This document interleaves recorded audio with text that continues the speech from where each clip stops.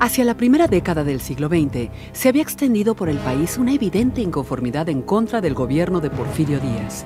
Su régimen había dejado de lado temas fundamentales para México, como el ejercicio de la democracia y la justicia social. Revolución Mexicana. En 1908, Porfirio Díaz expresó que al concluir su periodo presidencial, se retiraría del poder porque consideraba que México ya estaba listo para la democracia. Sus declaraciones desataron una importante efervescencia política en todo el país. En su libro La sucesión presidencial en 1910, Francisco I. Madero planteó la necesidad de un cambio pacífico y democrático. A partir de 1909, comenzó a recorrer la República con un lema que arraigó en la conciencia cívica: sufragio efectivo, no reelección. Ante la creciente popularidad de Madero, el gobierno ordenó su encarcelamiento y bajo esas condiciones se realizaron las elecciones presidenciales que le dieron el triunfo a Porfirio Díaz por séptima ocasión. Madero logró escapar y proclamó el Plan de San Luis, en el que desconoció al gobierno de Porfirio Díaz y convocó al pueblo a tomar las armas con el fin de instaurar la democracia. La revolución estalló el 20 de noviembre de 1910. A ella se unieron campesinos, obreros, mineros, intelectuales y gente de la clase media. La toma de Ciudad Juárez por las fuerzas revolucionarias obligó al gobierno a firmar los tratados de paz. Porfirio Díaz renunció a la presidencia y partió al exilio.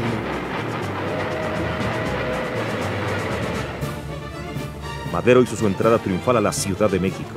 Sin embargo, no tomó el poder como caudillo victorioso, sino que esperó a que se realizaran nuevas elecciones para alcanzar la presidencia por la voluntad de los ciudadanos. Pero la situación económica, social y política del país seguía siendo muy difícil. En Morelos, los zapatistas consideraron que Madero no apoyaba su lucha por la tierra y lanzaron el Plan de Ayala en su contra. En el norte, Pascual Orozco se levantó en armas en defensa de algunas demandas sociales. Mientras tanto, miembros destacados del antiguo régimen organizaron una revuelta para derrocar al gobierno maderista. El presidente Madero encargó al general Victoriano Huerta la defensa de su gobierno, pero Huerta entró en negociaciones con los sublevados y apoyó el golpe de Estado. Madero fue obligado a renunciar y Huerta ocupó la presidencia.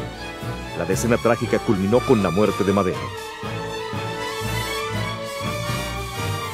Venustiano Carranza, gobernador de Coahuila, desconoció a Huerta y lanzó el Plan de Guadalupe con el fin de restablecer el orden constitucional. El país se convirtió en un campo de batalla, en el que los constitucionalistas se enfrentaron al ejército federal. Luego de más de un año de intensos combates, el avance de los revolucionarios obligó a Huerta a renunciar. Pero el triunfo revolucionario no resolvió los grandes problemas nacionales: la instauración de la democracia, la justicia social, la propiedad de la tierra, la situación laboral y la educación.